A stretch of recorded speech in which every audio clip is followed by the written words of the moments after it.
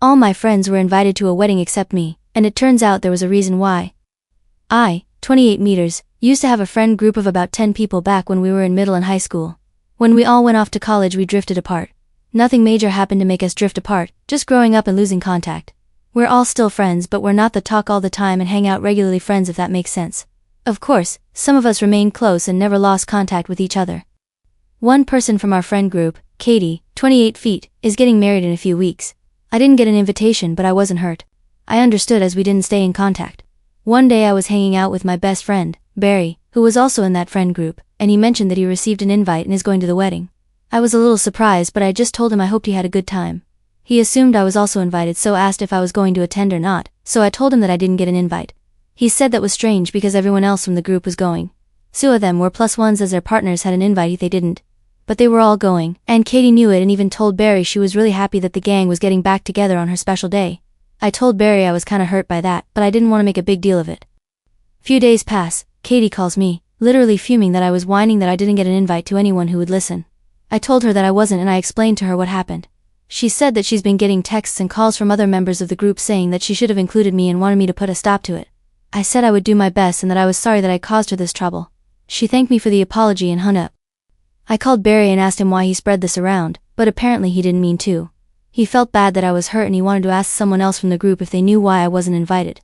They then spread it around and everyone wanted to know why Katie cut me out specifically so they started asking her. So, I made a Facebook group chat with all of them and politely asked them to leave Katie alone. I told them that I was just hurt in the moment and vented about it to my best friend, and that's where it should have stayed. They all said okay and apologized to Katie. Yesterday Katie made a public Facebook post ranting about me without saying my name and said she had to hire security, and passed on a photo of me to them so that they make sure I didn't try to crash the wedding. This is something I would never do. The comments under the post were calling her out. She called me again and screamed at me that I was ruining her wedding. She told me that some of the friends are considering not going to the wedding now. And now I'm just wondering if I should have just kept my mouth shut or stood up for myself. Did I go too far this time? Why would she just leave me out and invite the others? Update 1. I finally got an answer to why I wasn't invited to the wedding.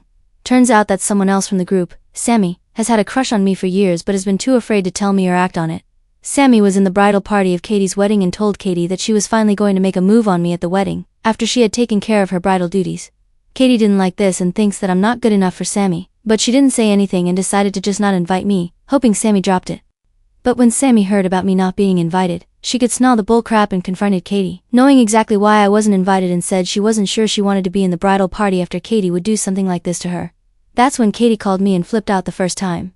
After the group chat where I asked them to stop, Sammy was so upset that she dropped out of the bridal party, and that prompted the second phone call from Katie, blowing me up. Sammy called me this afternoon and told me everything and apologized for all the crap that had happened. She then asked me out for dinner on the night of the wedding and I accepted. This might seem petty to go out on the night of the wedding, but it was Sammy's idea and also Katie is back crap crazy. I've blocked her now so no more calls, hopefully. Update 2. The wedding day, and my date with Sammy is next weekend. Sammy is considering or joking that she will wear her bridesmaid dress to the date because she loves the color. She already paid for it and claims she looks fantastic in it. I'm a little worried that's too shoving it in Katie's face, but Sammy says she deserves it. Also, Katie actually sent me a letter in the mail apologizing and asking to unblock her so we can talk about this and heal the loose ends. I didn't unblock her. Sammy is completely certain that she's only trying to apologize so that I'll tell the other 4 friends who have dropped out of the wedding to attend it. Update 3. Our date went really well.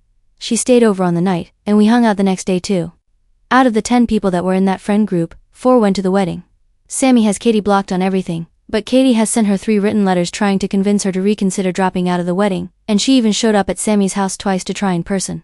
Sammy burned all 3 letters and didn't answer the door both times but told Katie through the door the second time that if she didn't go away, she would call the cops. Katie called her an ungrateful skank and ran away.